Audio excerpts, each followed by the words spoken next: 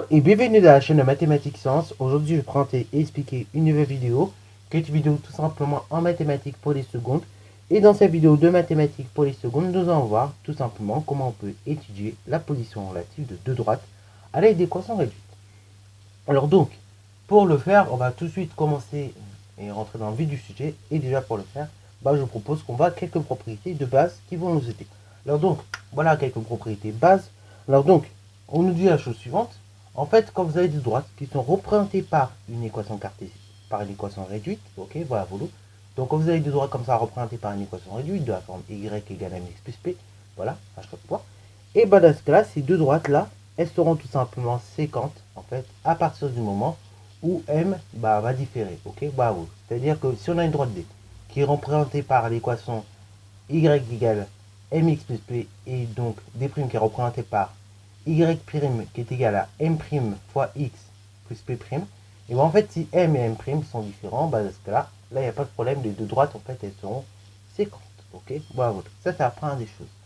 Maintenant, deuxième des choses, à partir du moment où m ou m' sont égaux, ok, voilà, à partir du moment où ces deux coefficients sont égaux, ok, voilà, m et m', et dans ce cas là on va considérer que ces deux droites là sont parallèles.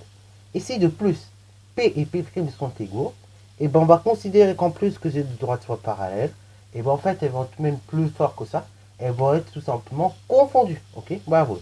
Alors là, quand maintenant on regarde notre énoncé, donc on a delta qui est représenté par 2x moins 5, après on a delta prime qui est représenté par y égale moins 1 demi de x plus 7, on demande donc d'étudier la position relative de delta et delta prime, et si possible de déterminer comme ça les coordonnées du point d'intersection entre delta et delta prime, ok, bravo. Alors donc là pareil, pour ce faire déjà on regarde le coefficient directeur, on ne peut pas aller très loin, et donc on va rapidement recopier les coefficients directeurs de la droite delta et delta prime. Delta, on a dit qu'il est défini par son coefficient directeur, donc y égale 2x moins 5, avec donc tout simplement le coefficient directeur m qui est égal à 2, ok, bravo. Pareil, m on l'a déjà vu dans le chapitre sur les fonctions affines, m c'est tout simplement le réel qui est coulé à x, ok. Je me dis le réel, vous ne dites pas 2x en fait quand je vous parle du coefficient directeur, vaut mieux que vous me dites directement 2 en fait, ok, parce que 2 c'est le coefficient directeur, ok. Par contre vous dites 2x, et là c'est faux, ok, bravo, ce ne sera pas le bon coefficient attendu. Alors pour maintenant delta prime, on voit que son équation réduite c'est y égale moins 1 demi de x plus 7 avec la chose suivante, avec m qui est égal moins 1 demi, ok. Pareil, pour les mêmes raisons que tout à l'heure, là vous prenez tout simplement le réel, et donc là le réel qui est coulé à x c'est moins 1 demi, ok. Vous prenez le réel, donc 1 demi, et vous prenez également avec son signe, faites bien gaffe, hein. Des fois on pourrait très bien avoir ce genre d'équation réduite, y est égal à 5 moins 5x, là pareil vous prenez le réel qui est collé à x, 5, et vous prenez également son signe, donc moins 5, ok, voilà. Pourquoi vous prenez son signe? Parce que une équation réduite de la forme mx plus p, ok. Et donc là on a un moins, dans ce cas là, ce moins on peut faire en fait plus moins, ok, voilà. On peut toujours additionner un réel négatif, voilà, ok, bravo. Donc en gros là, cette équation là, si je vais la résumer, ce serait également y qui est égal à 5 plus moins 5x, ok, bravo. Et donc là, le réel que vous avez là, c'est moins 5, ok, bravo. Et pas juste moins, pas juste 5, ok, bravo. Prenez bien le signe avec. Si c'est plus, vous prenez plus, et si c'est moins, vous prenez moins, ok, bravo. Avec bien sûr le plus étant sous-entendu, souvent on ne met pas, ok, bravo. Alors donc là, on voit que comme ça, les coefficients directeurs sont différents, ok, voilà, pour delta et delta prime. Donc ainsi, déjà on sait que les droites vont être séquentes. Maintenant, la deuxième étape, ça va être de déterminer comme ça la valeur du la valeur donc, et plus précisément les coordonnées du point d'intersection entre delta et delta. Donc ça, ça prend des choses. Maintenant, donc deuxième des choses, c'est de déterminer comme ça en fait, tout simplement les coordonnées du point d'intersection entre delta et delta prime.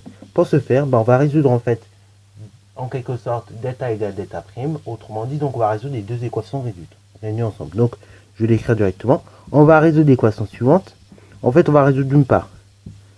Donc vous avez 2x moins 5 et on va faire qu'il soit égal tout simplement à moins 1 demi de x plus 7, ok. On va résoudre 2x moins 5 égale moins 1 demi de x plus 7. Cette équation là est donc équivalente à la chose suivante, c'est donc tout simplement 2x, ok, bravo, plus 1 demi 2x moins 5 égale donc 7. Ce qui est équivalent à dire que l'équation là que vous avez, donc 2x plus 1 demi de x moins 5 égale 7, et bien cette équation là est équivalente à dire directement qu'on a 5 demi de x, donc là, qui est égal à la chose suivante, qui est égal donc ici à 7 plus 5, c'est-à-dire 12. Ok, bravo. Alors pareil, pourquoi et comment on arrive à cette étape là, rapidement. Voilà, on rappelle que 2x c'est comme en fait 4x sur 4, enfin 4x sur 2, pardon, ok, voilà, puisque à chaque fois vous multipliez par 2 comme si vous avez une fraction, voilà, et donc on multiplie par 2 non seulement au numérateur et au dénominateur, et après donc vous avez 4x sur 2, ok, vous additionnez à 1x, enfin à 1 demi-x, et après donc vous avez moins 5, qui est égal à 7, et ainsi donc vous avez 4x plus 1 demi de x, ok, ça fait 5x. Alors maintenant, comment on est arrivé justement à 12 sur membre de droite? Bon, on a fait la chose suivante. On a dit que ça faisait 5x. Enfin, 5x divisé par 12, bien 5 demi de x, comme vous voyez. Et après, donc, vous avez moins 5. Bon, on additionne tout simplement 5 aux deux membres. Et ainsi, donc, ça nous donne 7 plus 5, qui fait 12. Et sur membre de gauche, bah, il reste 0, puisque moins 5 plus 5, ça fait bien 0. Ok, bravo. Donc là, pareil, encore une fois, il faut être à l'aise avec les équations. Je l'ai répété, je ne sais pas combien de fois dans ce chapitre, mais il faut être à l'aise, parce que si vous n'êtes pas à l'aise, bah forcément, vous n'allez pas comprendre. Ça va vous paraître trop rapide. Donc encore une fois, revoyez le chapitre sur les équations. Parce que pour faire des choses comme ça, il faut être à l'aise au minimum avec les équations.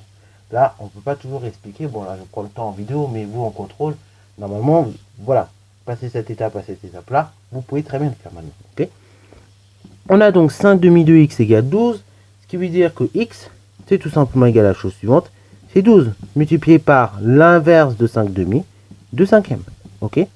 Autrement dit, cela est équivalent à dire que x, c'est égal à la chose suivante, c'est tout simplement 24 cinquièmes. Ok, bravo. Donc ça, c'est tout simplement l'abscisse. Ok, bravo. C'est l'abscisse pour lesquelles justement les deux droites d prime se coupent. Ok, bravo. Donc on peut dire d prime, enfin delta et delta prime plus précisément se coupent au point d'abscisse x égale 24 cinquièmes. Donc delta et delta prime se coupent au point d'abscisse, donc x égale 24 cinquièmes. Et donc maintenant on va déterminer comme ça l'ordonnée, donc tout simplement pour lesquelles delta et delta prime se coupent. Ok, bravo.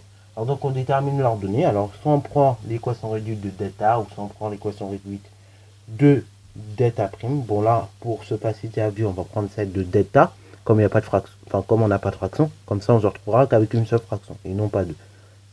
Ok, bravo. Donc c'est très rapide. Donc ainsi ça nous donne que y est égal donc à 2 multiplié par la valeur de x qu'on a trouvé, donc 24 cinquièmes. Ok, bravo. Donc 24 cinquièmes, on note moins 5. Alors ce qui est équivalent à dire que y est égal à la chose suivante, c'est donc 48 cinquièmes moins 5. Ce qui est équivalent à dire que y, c'est tout simplement 48 cinquièmes moins 25 sur 20, moins 25 sur 5, pardon. Ok, bravo. Donc ainsi, c'est équivalent à dire que y est égal à la chose suivante, c'est tout simplement 23 cinquièmes. Ok, bravo. Là, l'ordonnée, en fait, de ce point, c'est tout simplement 23 cinquièmes. Ok, bravo. Ainsi, donc, on peut dire la chose suivante. Ainsi, delta et delta prime se coupent au point suivant, au point de coordonnées suivantes. Donc, ils se coupent en, donc là, je mets d'abord l'abscisse, donc 24 sur 5, 1,23 sur 5. Ok, bravo. Et donc, ça, c'est le point d'intersection entre delta et delta prime. Ok, bravo. Sur ce, donc, c'est la fin de cette vidéo. J'espère qu'elle t'a plu. Si c'est le cas, n'hésite d'ailleurs pas à la liker, commenter et bonne note à toi en mathématiques et en sciences.